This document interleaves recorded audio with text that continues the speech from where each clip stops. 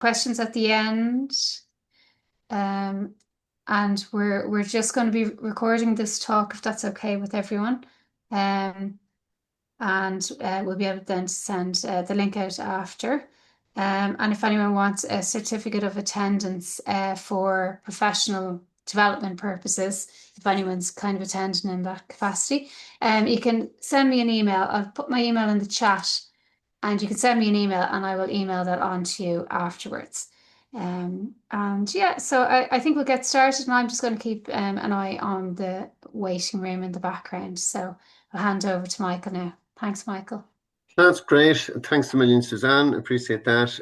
Back with Kildare, always a pleasure. I've been doing talks with Kildare, I think, for some in the region of 15 years or thereabouts, I think. So, and the topic tonight about LGBTQIA plus, it's always it's an interesting one. When I do it in person, we usually get small numbers, and usually the reason for that is that people are sometimes, because we're doing it in a small town, maybe in Athy or Selbridge or Clane or somewhere, and I think people might be a little bit conscious about maybe outing their loved ones or something to that region. So we said we'll do it online, and you can kind of, anonymize yourselves if you so wish. But in any event, I'm only recording myself on this, so don't worry about that. I've sent Suzanne on the slides. So at some point of the evening, when maybe we feel everyone is in, Suzanne's going to drop the PDF into the chat room so you can download it. Or Suzanne's email is on one of the slides at the very end, and you can drop Suzanne a note. And my email is there as well, and we get the slides to you. Just by way of letting you know kind of what we're going to do, I'll just give a little bit of personal history about my own background, brief history of the LGBTQIA movement in Ireland and around the world, reasons maybe why people struggle with their sexuality. Then we look at a few top tips for people coming out, top tips for people who are supporting those coming out, and then maybe a little bit about what the future is for the community. So for myself, I am from Kilbeggan in County Westmeath, which is a tiny little village. And so born in the late 60s, you can imagine that, growing up there in the kind of 70s, 80s through my formative years, and the realization of being a gay guy in this tiny little rural village was a bit of a challenge, let's say. And, when you think about the worst kind of slags that you could get in the schoolyard, it's about, faggot, puff, queer, those kind of things are the terms that you hear most as being the worst things that you can be. And so when you yourself kind of start to figure out, oh, they're just words people throw out as being something terrible, but when you start the realization that that is you do everything you can to try and not let anybody know. So you clamp down within your own self because of shame and fear, and you don't want to be targeted, and you don't want to be bullied, and you don't want to be alone, and you don't want to have no friends, and all of that kind of stuff. And you don't want to be, as you would think at the time, a freak, And it's only years later, when you come to the realization of the acceptance and that piece, which I'll get to in a while, is when you liberate yourself from all of that. And so when you grow up with that and you're a young person who feels this, I would have been the biggest bully to myself, and I would have even made jokes about LGBT people and whatever. And at some point after I came out, my mother says, there was a sense I got when you were a teenager that I think he does protest too much, And I often think about that too with the biggest homophobes that I meet. I kind of think, I wonder what's going on for that person, But you become your own worst bully, and you become your own. You have these awful thoughts about yourself, about the shame you're bringing on the family, how life is going to be terrible, and it can lead to very dark thoughts, And I remember, at times I would try different hairstyles and that kind of stuff, but as soon as anyone then would try and slag you about, oh, that looks a bit feminine, that looks a bit girly, that looks a bit fairy and that kind of stuff. And I'm talking about in the 80s when they had the George Michael big hair and the big hair of all the rock bands and the tight jeans and all of that kind of stuff was coming in. I don't know why I put that football thing in there, because certainly, well, I tried doing the football thing, but it really wasn't for me. The Kilbeggan team didn't notice when I stopped turning up, But as I say, you get into dark places along the way, and thoughts of suicide and those kind of things would certainly have come along at different times. Just I suppose around the age of 15, and then maybe in my early 20s when kind of pressure was coming on in different areas of family life. So you would have had those suicidal thoughts and that kind of stuff. So, I can really empathize with some of the statistics we'll be talking about later on. Yeah, let's see. There's a couple of questions in there, Suzanne. So if it's okay with you, if you could just keep an eye on them, and if there's anything that needs to be addressed as I go along, you might just let me know if that's all right. So yeah, so I grew up in a hardware store. I always thought I was going to have to take that over, and so that's why I thought I'm never going to be able to come out. I'm just going to have to live a straight life, marry somebody, some poor girl who's, unfortunately not going to know the truth and all that kind of stuff, have a couple of kids, sit in the school board, go to mass every Sunday and that kind of stuff. Thankfully, at some point, my mum decided to sell the shop and that pressure was taken off me. So I went off and became a hotel manager for a while. But in my 30s, then I decided I needed to do something a little more soul fulfilling, went back to college, studied counselling, and have been doing that for about 20 years now. So, a brief history then, if I could, of the LGBT movement, and it's been called all different things all up and down the years: gay rights, LGBT, LGBTQ, LGBTQIA, and all of that. And we get to all of the different terminologies as we go through the talk. So, around the 20s, ironically, Russia was the first to decriminalize homosexuality. Now it recriminalizes it again, and this gender or sexuality legislation kind of peaks and troughs in different places around the world at different times, depending on who's in power. But around the 20s and 30s, the first pro-gay organization group was formed.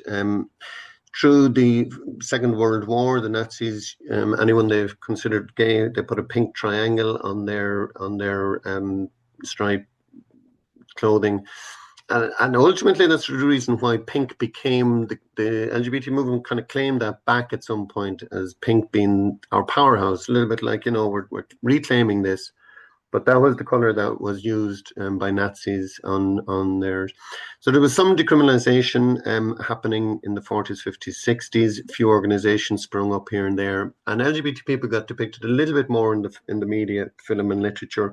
Although mostly around those times, it was always almost in a cartoon character type, Mr. Humphreys type fella from Are You Being Served, 69 then, the trans community are mostly responsible for the Stonewall riots in New York, which set off, I suppose, the first kind of riots and led to the first parade in New York, first Pride Parade in 1970. Harvey Milk got elected then, and homosexuality was delisted in the DSM-2, which is the Diagnostic Statistical Manual that psychiatrists would mostly use. And Harry Milk is over in San Francisco. He was the first openly out elected, I suppose, government representative. Movements then grew quite well through the 80s in the US, Europe, Asia, Australia, and even in a little bit of Africa, as it turns out. And AIDS then was becoming quite a large thing, which galvanized support, but also drove hatred. So that had a unifying and a dividing force throughout the 80s and 90s. And then David Norris got elected to Shannon in Ireland, the first out elected gay public representative. The World Health Organization lists homosexuality as an illness in the 90s. And homosexuality acts get decriminalised in Ireland. There was an equalisation of age of consent. Some bans were lifted in military. Civil unions were recognised around the world in different places. And decriminalisation laws were passed.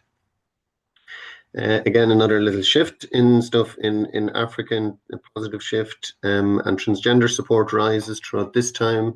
So, in fact, support for trans people was much greater in the 90s and early 2000s than it might be now, because there's been a lot of pushback, but we'll come to that in a minute.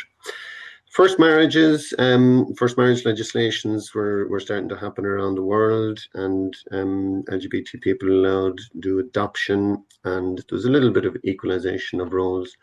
Some personalities, politicians, sports people, and business people come out and proud, and in the media we start to notice that LGBT people are not just considered as these kind of camp outlandish figures, that they're actually just I suppose, regularized people in soap operas and movies and things. A few backward steps in Africa and the US along the 2000s as well. Pride marches start to pop up in rural cities as well as major Western cities.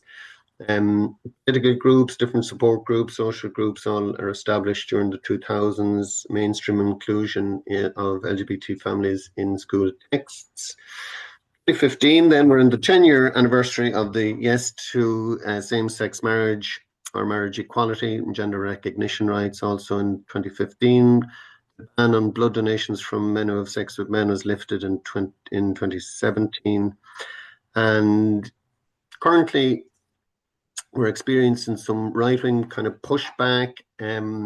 You have noticed after 2015 a marked increase in people, say, holding hands, LGBT couples holding hands in Dublin, and I've noticed a huge slide off on that in the last while as the kind of far right garner a bit of support here and there, and some world leaders are quite vocal about, the backward steps in terms of equality. Trigger warning, I suppose. While things here might be much better, and we have marriage equality and all of that, and in general things are better, there are still 65 countries where being gay or LGBT acts are criminalized, right up to hanging, murder, and all that and the things. But a lot of times it's through jailing. I saw a little video recently of a stoning in Indonesia, and while in some parts of Indonesia, uh, LGBT rights are protected, other parts under different types of law are not protected. And so even within some countries, there are different regions that have different views and laws about that. That's kind of still the same. And, sometimes people say, well, when is there going to be a straight pride? Why do you gays always have the gay pride and whatever? And you kind of think, well, if straight people are punishable by law just for being straight, maybe there would be need for straight pride, but maybe until that time, gay pride still needs to happen. To protect the rights of the movement that we've gone through so far, and also in solidarity with all the people around the world who don't have the luxury. I suppose luxury is maybe the wrong word. The equality maybe is probably a better word for it. And even in countries where everything seems to be okay, I mean, at a time, America was pushing ahead, very liberal and all that. But, then somebody just goes into the nightclub in Orlando and kills 49 people. I think maybe 50 actually maybe died from that. Then a couple of years ago here in Ireland, there was a couple of people targeted. In fact, there was three. One thankfully got away and was able to raise the alarm. Otherwise, there would have been 3 murders that weekend in Sligo from somebody who just wasn't in favour of gay people. We're just going to look at, the timeline for people who have, the realization of sexuality is in or around 11 to 12. It's probably come down a little bit. It was 12 a few years ago. It's probably coming in closer towards 11, just as puberty is hitting, because there's just such a, I suppose, broad knowledge base around LGBT, families and people in their families and that kind of thing. So people are starting to know just slightly younger in around the turn of puberty. But still the most common age of coming out is in around 15 to 16. It was 16, it's probably coming in closer to 15 now. But that still leaves a 3-year gap where most LGBT people are carrying that massive, I suppose, pressure or realization or internalized knowledge where they don't feel comfortable to come out. They know it's something that may not be safe, something that may not be accepted. And it takes them a few years to carry that alone. And like 12-year-old people, I work in a couple of schools. Some of them are really small, really immature, really, naive looking. And you kind of think, gosh, that naive looking young small kid there could be carrying an enormous amount of pressure in their head, even as they're trying to battle with a new school, new teachers, new systems, changing class every 40 minutes or an hour. 6 or 8, 10 new teachers, 40, 50 new staff members, all that stuff of secondary school and becoming a teenager and all the other normal challenges that comes with that, you know. So age discovery, age of 12, age of disclosure, that. So about 70% of LGBTQIA teens have self-harm or suicidal thoughts. Now, they all don't lead to action, but it's an extraordinary amount. And you don't have those thoughts because you're gay or trans or lesbian.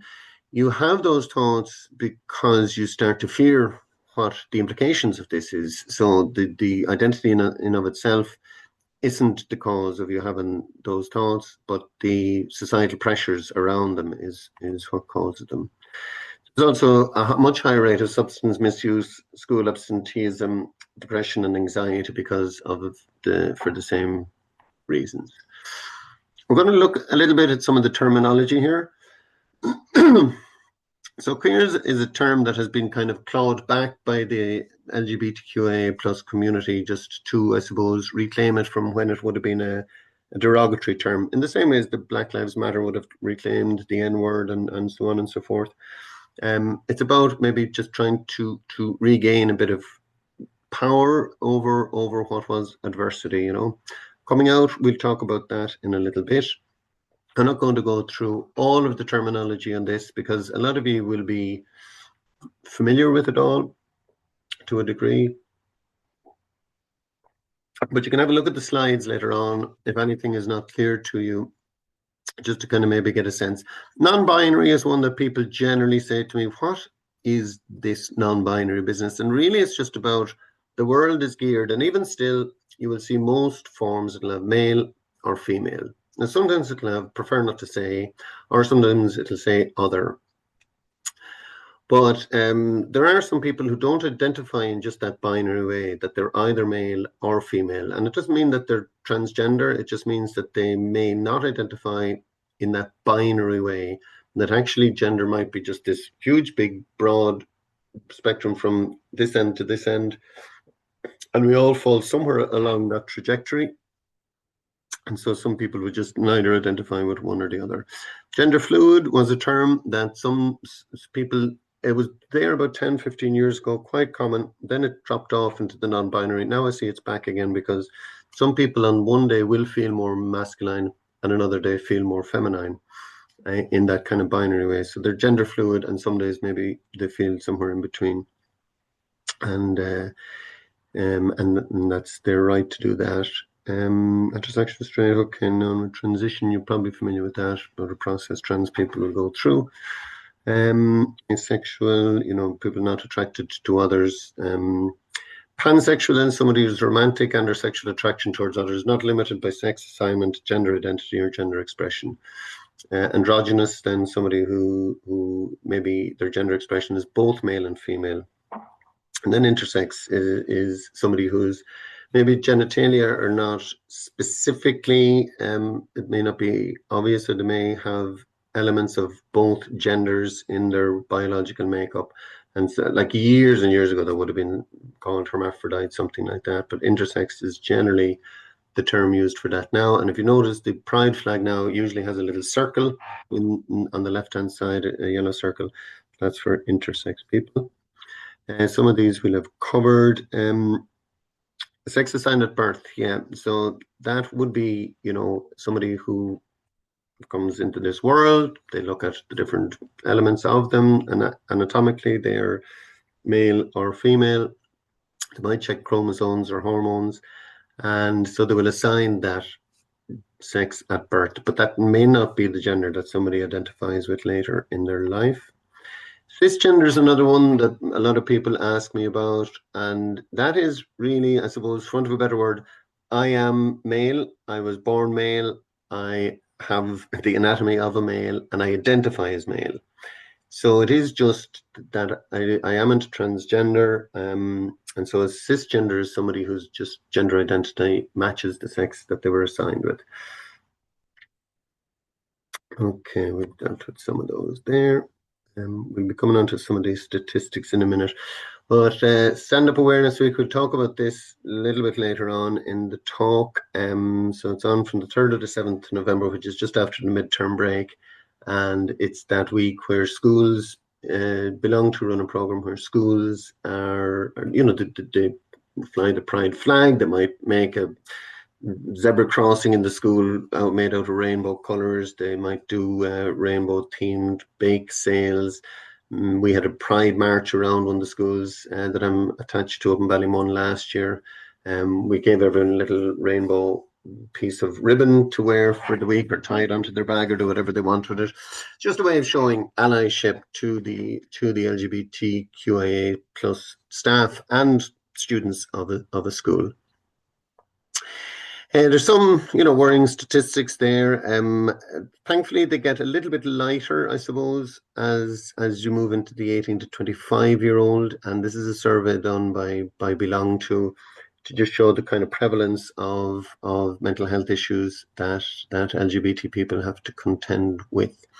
So they do that in conjunction with Trinity College. Yeah. Okay. Again, I'm not going to go through all of these statistics, but suffice to say that, depression, anxiety, and stress are heightened, by multiples for young LGBT people, self-harm and suicide in the same way. And even, that 33% had made a suicide attempt in the 14 to 18-year-olds.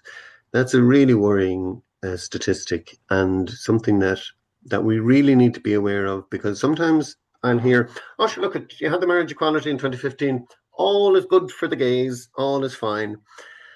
And well, these statistics don't bear that out. And you kind of think, oh, young people these days, they're all lesbian, bi, gay, trans, the whole lot. They're all fine with all of that. Again, these statistics don't bear that out. And eating disorders and the misuse of drugs and alcohol, which goes right the way through. I mean, I've seen it on the scene all the way over the years, where the rates of alcohol and drug abuse would be much greater than in a kind of a heteronormative kind of an environment, So just to bear those in mind, if you're a parent, or if you are supporting young people, young LGBT people in your community, clubs, schools, or wherever it is that you're encountering them. Jigsaw have a wonderful concept, in that they've had it for years and years. And, the longer I go on, the more I see how it actually is so, so true. That young people, the presence of one good adult in their lives can have a positive influence on their mental health and help them to deal with challenges that they may face. And so, never underestimate your power as an adult in a young person's life. And to have that kind of genuine interest, to have that genuine concern, and it doesn't have to be somebody in your direct kind of line of vision, for want of a better word. If you're open to this kind of thing, like it could be the caretaker in a school that just some young person will recognize as being a really one good adult in their lives, or the secretary of a school, or even an SNA of some other student, maybe that's not with them, or it could be their own SNA, it could be one of their teachers, and it can of course be their parent as well, and just the challenge that in reality is that not everyone has an available parent to them through whatever is going on for the parent. There could be an addiction, they could be ill, they could be just unavailable for whatever reason. And that child could be slipping through the cracks somewhere along the way, and they just need to link in with some one good adult along in their lives. Minority stress, this is not really about LGBT people, but any minority group, so travelers, or somebody who's black, or somebody who's Muslim, or even a minority group doesn't have to be based on numbers. Like, the feminist movement would tell you that women, even if you outnumber males in the world, it can still feel like you're a minority grouping in terms of glass ceilings and capacity to get jobs and all this kind of stuff. But the more minority groups that you're attached to, so let's say if you're a young gay black girl in a school, where you're already a minority in the school, and now you're in a sexual identity minority within that school, or you're a gay traveller boy in a school, those kind of additional minority groupings can add to the stress. So just to be aware of that. Intersectionality is what we call it, when you're a member of a couple of different minority groups in just one person, so it's the intersectionality. So you could end up in an autistic gay traveler girl, say, and the challenges that come with that. Determinants of health, then, this is more of a global thing, but in terms of LGBT, it's about the individual feeling comfortable within themselves. Then their health will be improved if they're accepted by family, friends, and peers, if their community is accepting of them, and then if the wider society provides equality legislation and employment fairness and all of that kind of stuff. So they're just determinants of health. I want you to just have a little listen to this video for a minute. It's just talking about transgender. So it's from Belong To. So let's just have a look at this.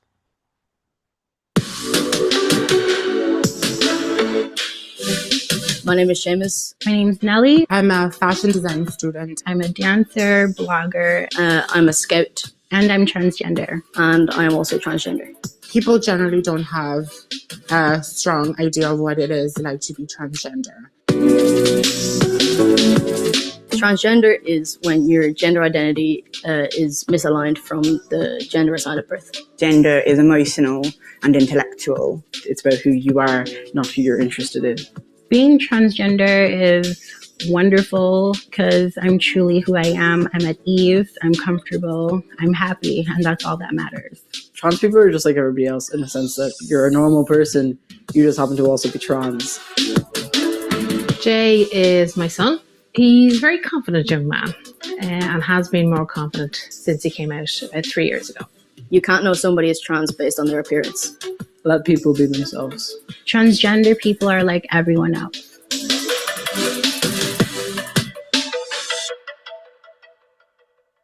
Okay. I was at the Gay and Lesbian Awards for community groups and things, just community groups and organizations and employers and media and all that kind of stuff a little while ago. And I can't remember what exactly they're called, but something like Mammies for Trans Rights or Irish Mammies for Trans Rights or something. A wonderfully fierce, powerful group of people who are supporting their trans kids. And they won one of the galas for community groups. So so they're ones to watch out for if transgender is something involved in your life. Let me see if we move this along. Okay, sorry, that's just another one there again about the one good adult. Okay, let's have a look at this video here, and this is just about coming out. So that's Rona there, Roisin, as they say. I remember I was watching a TV show and it was like a high school drama show, and in one of the scenes there was a gay couple and they had a lot of obstacles to overcome, and then they finally came together and they kissed and all this stuff. I remember showing my mum the scene and I said I really like this scene, and I told her I'm gay, and that was my coming out story with my mum. Hi, my name is Annette and this is my son Seth. I was around the age 13. I felt happy for him that he had, made that move to kind of trust us and tell me, his situation, because I think it's really important for the relationship and moving forward with him that he felt like trust. I think the most important thing is if a child comes to you to come out, it's really a very pivotal moment. And I think it's really important to accept and to tell them that you love them. I think it's very important to see visibility of other LGBTQ plus people from the community, because it really normalizes it for him. I didn't want him to feel alienated. I wanted him to feel part of a community. I do have a lot of friends who I know would maybe have struggled a bit more coming out with their parents and may not have been, I didn't get it as easy as I did, because I feel like when I was growing up, it was very normalized, kind of LGBT discussions and kind of topics. Like, it wasn't really like I was hidden from it from my parents, or like it wasn't like whenever it came up, like it was discussed, and like I kind of knew about it at a young age. When I was ready and I was confident, I clearly had the message that if I do come out, I will receive support, and I'm in a safe environment that I can come out. If they know that, you know, just by something simple like complimenting somebody on television, you know, who's from the LGBTQ plus community, the messages you're sending are, it's okay in case that happens to be you. I think it halves the stress of the kid. And I think at the end of the day, as a parent, we all want to have a very close relationship with our children. I mean, I want Seth to want me in his life when he grows up as an adult and leaves home. He's not going to want me in his life if I haven't accepted who he is. There is support systems there for parents who do struggle, you know, and there's nothing wrong if you find it really difficult. Sometimes it takes parents a while to understand and kind of get their head around it and to be on the same board as their child. But I think as long as the child knows that, yeah, they are loved and that they can communicate to the parent if they've got issues, even if the parent doesn't completely understand, that they do have that bridge and it's established. And I also think it's a process when a kid comes out. It's not just, oh yeah, I'm gay, and the parent says, oh, that's great, I love you and accept you, and then that's the end of that. It's like a continuous thing. Okay. Just in the interest of time, I'm going to move that along. So as you can see, you know, there are positive stories there. And I noticed on Seth's pronouns, it was he, they, and sometimes, you know, even just getting somebody's pronouns right are important for people. And so if somebody's coming out, and again, some people are going, what's this with the pronouns? And I can't get the she, they, and the they, them, and, you know, that kind of stuff. But actually, it's not that difficult. You know, if somebody leaves their jacket on the back of the chair, you might say, oh, they've left their coat behind them. So we use that kind of terminology in any event. So it's not actually that difficult to make the stretch. And if somebody is really struggling with, you know, their gender identity, and, you know, it's not a huge stretch for me to stretch to change the pronouns I use for them. And, you know, the amount of maybe discomfort I have in trying to just remember it is so minuscule in relation to discomfort they've had to get to that point of acceptance in their lives. Surely I can make that little leap to call them by their chosen name or their chosen pronoun. And so I kind of feel, gosh, yeah, I'm really lucky I haven't had that huge struggle, and I have this small little adjustment that I have to make. Doesn't impact my life in the slightest if somebody changes their name. And as I saw recently, you know, somebody was holding up a sign going, if you can call Pope Leo, you can call somebody else whatever chosen name they have, you know. So, you know, he was called something else. You know, I know nuns, they're called Sister Sacred Heart, or, you know, something like that. I'm pretty sure they weren't born that, but it hasn't been a big leap for people to just accept that that's a different name that they choose. And so it's not a huge leap for us to accept that, and it doesn't impact your life in the slightest. So some of the reasons people don't come out then, so obviously fear of rejection and discrimination, fear of being bullied physically or psychologically, fear of not being believed, of course, you know, and we'll come to that in a few minutes when I'm talking about how to support somebody coming out. The fears relating to misinformation around STIs, you know, and that comes up in the counselling room from time to time. Just, you know, people will, you know, feel if they do anything in the LGBT world, they're going to die of some awful STI or something like that, you know, and it's all misinformation. They don't upset the people they love, and particularly if you're from a faith-based family, you know, where maybe they have very strong views around LGBT and all of that, you know. Afraid of disappointing parents, and maybe affecting the parents' hopes, you know, that if you're a son maybe and your parents are expecting you to come with lots of grandchildren and all that kind of stuff. Maybe you will, maybe you won't, have no idea. But as an LGBT person, there's probably a little bit more hoops you have to jump through on that, and maybe that's not what they were hoping for. Maybe you know, your mother might have thought they'll go bridal gown shopping with their daughter-in-law at some point, or whatever the case may be. And maybe it's a bit more deep-rooted and deep-seated in that, and there might be family business stuff and this type of stuff to consider. So also maybe a perception of bringing shame in the family if that's a narrative that you've heard all throughout your life. Fear of being disowned or disinherited. And, certainly I would know people in my own life who are my age and older who've never come out and because they fear that they'll be disinherited or written out of the family or whatever the case may be. So it's a real thing. Fear of being fired or passed over for promotion and work, and for many years, only actually up until a few years ago, I worked in Catholic ethos schools where actually they had the right or the legislative right actually to fire me if they so wished, just based on my sexual orientation or the fact that I have a husband instead of a wife. And it was one of those anomalies that came after the marriage equality that actually had to be addressed.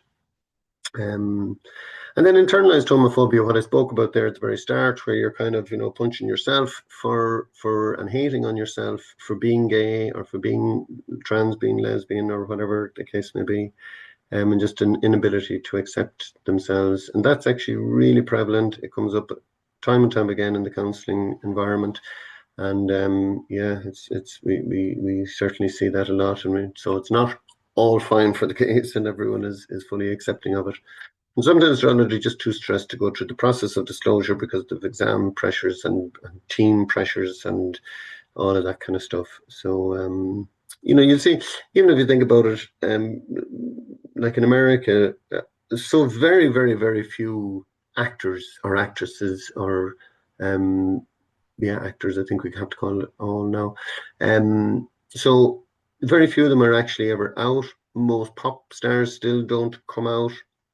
Those kind of things because they're just fearful of trying to that it's going to affect their careers, and then sometimes people don't know who to trust with the disclosure, so in general things are getting better. Things are generally getting better in society, schools, family and workplaces, irrespective of the far right's kind of going into libraries and looking for LGBT books and all that kind of stuff. Generally laws are much more in favor of equality than they used to be. And schools in general will have much better language in the anti-bullying wording and all of that to protect trans and LGBT kids. There's better visibility of people in work on the radio, on television, and again, not just caricatures or camp figures or, it's just regular people will I'd often hear, a girl and she would say, yeah, myself and my wife went on the thing, or a fellow will say, yeah, I was over there with my husband and it's not a big deal, and the person doesn't go, what, you have a husband? Oh, really? Gosh, that's unusual. There's no kind of, issue made out of it, So when it comes to coming out, then these are the kind of top 10 tips that I consider. So obviously come out to someone you trust. And, because I've been working in schools for nearly 20 years or thereabouts, a lot of the students would know me. A lot of them would know I run the Pride Parade things, whatever. So a lot of them would have built that trust to, do that disclosure with me or with other teachers that they can trust, or the caretaker, secretary, or whomever, Could be an uncle, it could be an aunt, it could be parents, it could be a team coach, or whomever. So if you can find somebody you can trust, that's the ideal. Try to do it in person or, at worst by phone if you're in a different part of the country or a different part of the world. But texting is not a great idea because it's much better if you can do it using your own voice. If there isn't an adult available, just to get it out of your system into, to somebody who's trusting. You can do that through a whole heap of different ways there. Through lgbt.ie, they have all of the different things. Try and avoid coming out on social media, and there's a couple of reasons for that. For one, I suppose those nearest and dearest to you will probably hear it from somebody else because they mightn't just have that app open or whatever. And so the news gets bandied all around the place, and you have very little control about where it goes and who has it. Plus, anyone who's not really in favor of you coming out and maybe has a hatred and all that kind of stuff, are going to have to deal with all of the hate comments that goes along with that. It's a good idea to tell your close friend, if you're, if it was me coming out and I had a close friend who was maybe a straight guy, it's not maybe easy for them to hear it from somebody else. Because, they also have to come to terms with that. they might feel people are going to now assume that they're also gay or whatever the case may be. So it's best to tell them up front and in advance of everybody else. Also to tell your parents, I usually try and encourage people when safe to do so, to let the parents know, because the parents are going to find out if it's all around the school or it's all around your team or it's all around your network. They're going to hear about it, and it's just a good, I suppose, bonding exercise to let them hear it from you. Your classmates, again, by not telling them, and if they hear or find out, whatever the case may be, they're going to assume you're attaching shame to your sexuality or your gender identity if it's a thing that they hear from somewhere else. But again, there's no obligation on you, but certainly it shouldn't be out of any sense of shame that you don't tell your classmates or colleagues. Again, there isn't any one way of being gay or trans. You don't have to do anything. You don't have to change anything. You're not defined by your sexuality or identity, and you have to take your time with this concept.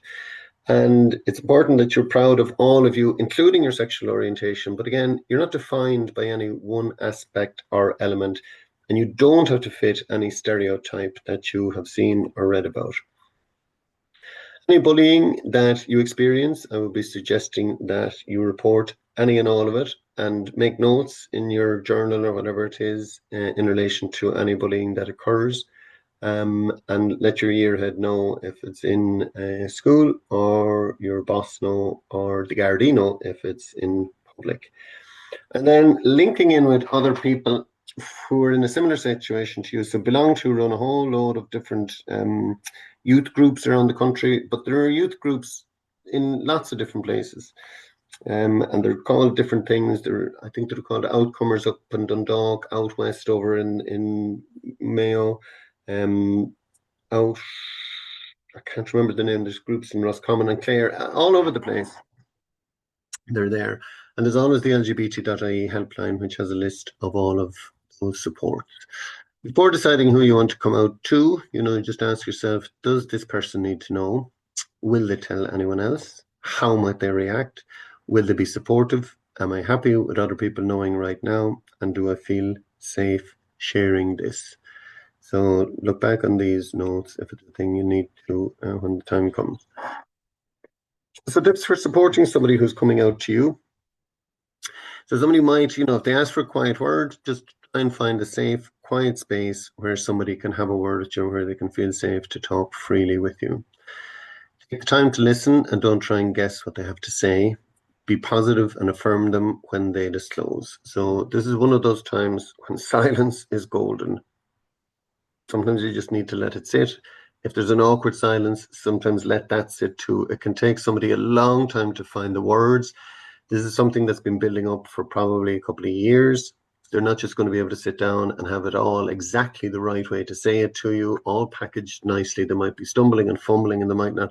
Even I was listening to Leo Varadkar the other day, doing an interview, and I was reminded of when he was coming out on the radio. He was the Taoiseach of Ireland back a few years ago, and during the referendum, he, I suppose, felt he probably needed to come out. So he went on the show with Miriam O'Callaghan, and he said he listened back to it recently, and he could hear himself dancing around the issue. He just couldn't find the words until he was kind of left with no other way than just to say it, because that's actually what he'd come on to the interview to say.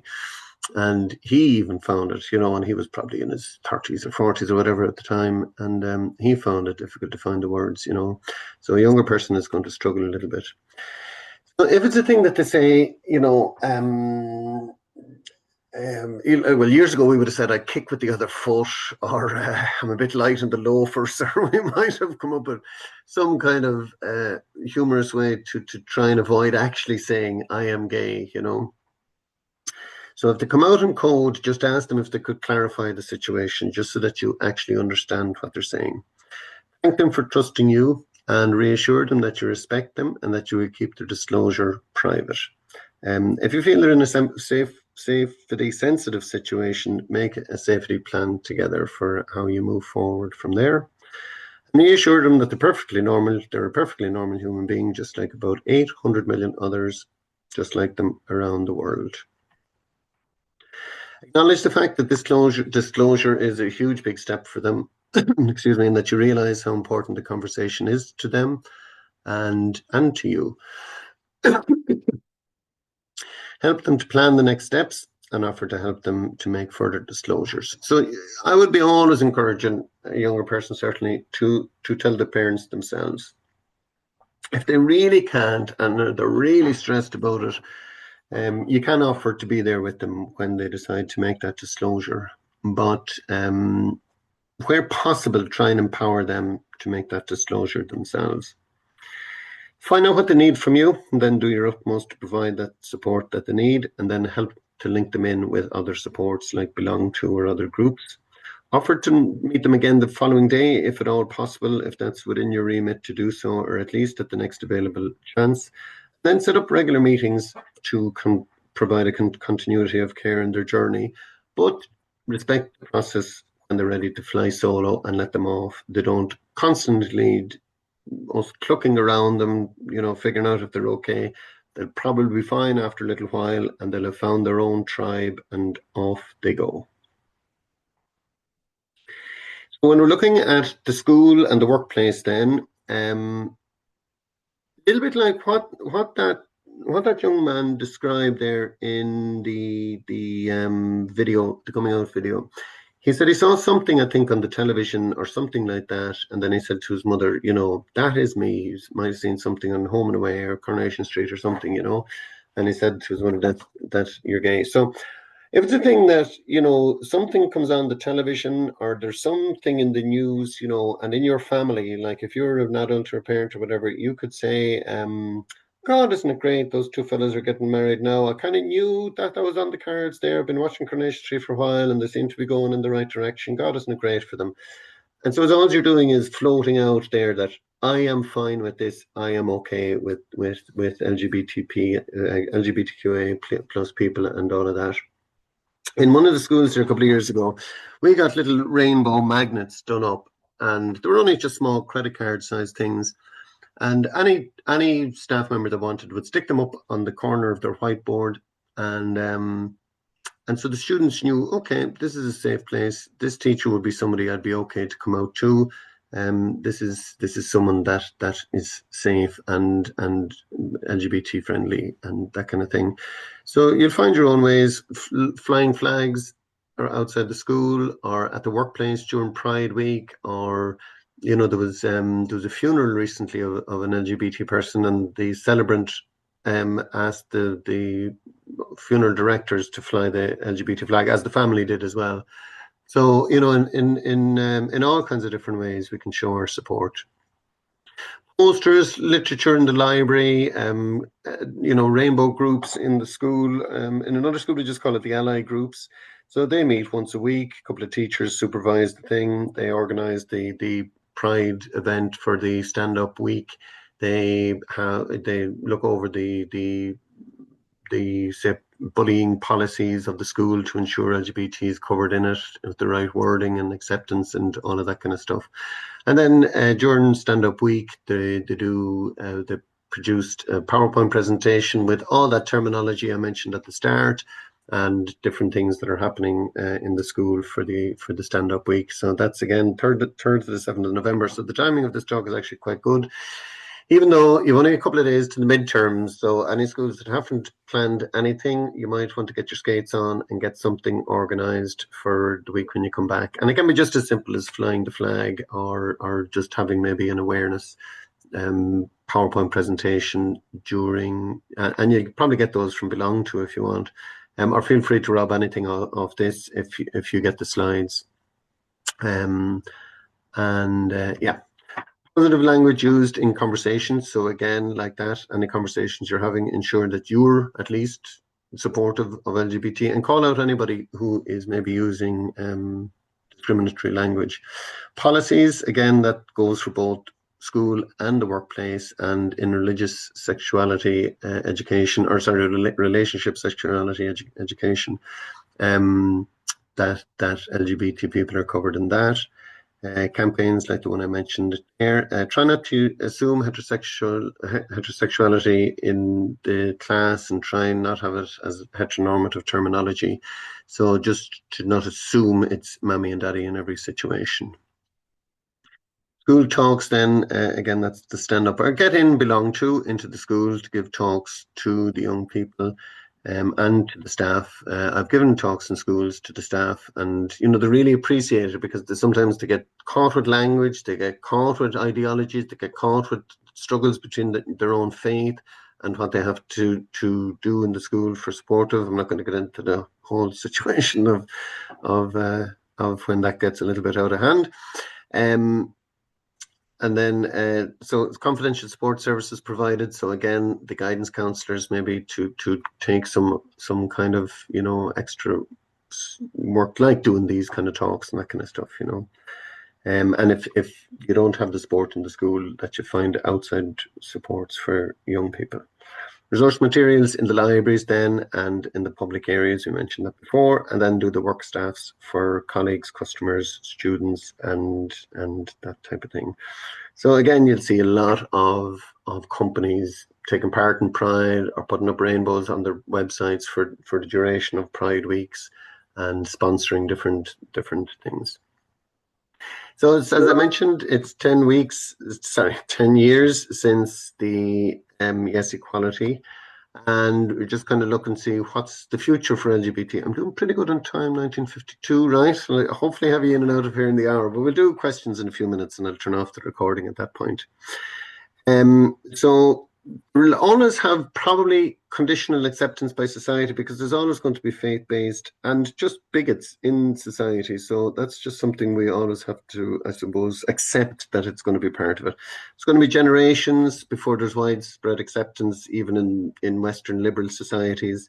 And certainly we're a long few generations away from any sense of global acceptance. There's still a sizable amount of residual pain to be addressed, from bullying, people who are, went through school. And oh my God, I think of people that got bullied in my school. And I remember, I'm filled with guilt that I was, I suppose, a bystander. I never did bully anybody in school about being LGBT, but I know people were getting bullied. And I thought, it's either have lunch or be lunch. If I stand up for them, I could be next.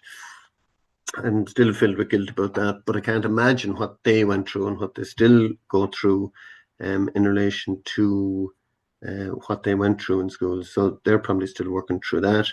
And inappropriate, the F word, all of that stuff is still used really as a derogatory term in a lot of places. Not as much as before, but it's still quite prevalent.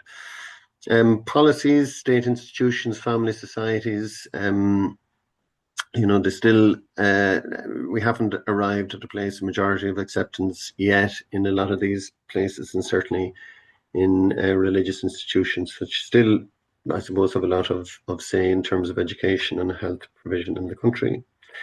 Again, we mentioned that LGBT people need to be very aware when we're traveling, to countries. Like, it's the first thing I always have to check up and see, is it predominantly a country that's not going to be safe for us, and if we do decide to go there, how we're going to deal with questions or certainly never show any public displays of affection.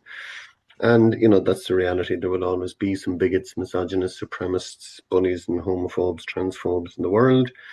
And we still have to continue our movement in the same way as Black rights, disability, Indigenous cultures, intersectional cultures, the environment and feminists and all of the movements still have to plough on and do their bit for their minority groupings.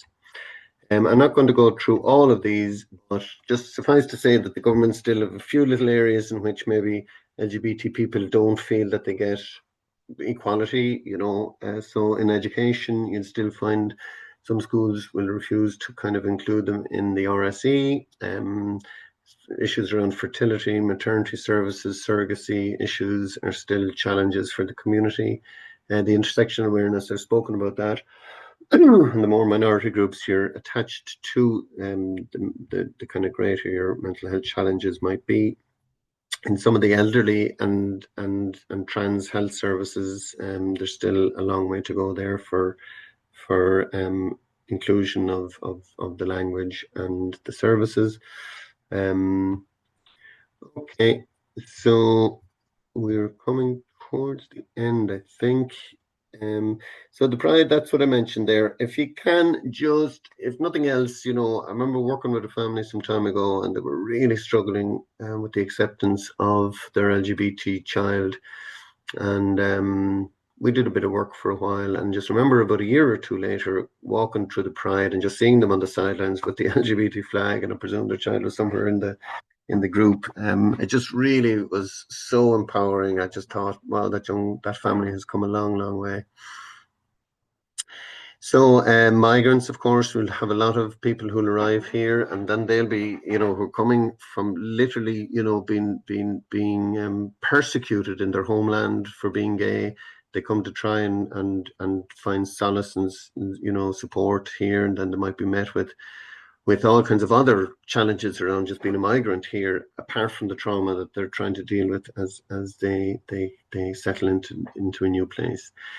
So they're all different people that we need to try and support. Some of the support services are listed there. Most of them are listed through lgbt.ie. Pieta is obviously for those who don't know, you know, self-harm and suicidal ideation. PFLAG and Loving Our Out Kids are generally parent support groups. But you'll find all of the groups there on lgbt.ie. There's a network of different groups and support services around the country. So as you can see, the country is fairly well dotted with them, and so just try and find the one that's local to yourself. I wrote a book about 10 years ago about coming out, mostly aimed at younger people, but it's actually for anyone and everyone. It's available free to download as a PDF on my website, which is peaceofmind.ie. And with that, I think, yeah, just to remind you, the CPD certs are available from Suzanne there, sbrosnan@kildarecoco.ie. So what I might do just now is I might stop sharing. I'll just, there's my own details there. I just go back so you can take Suzanne's email down there. Sorry. Stop share. And I'm going to stop record also.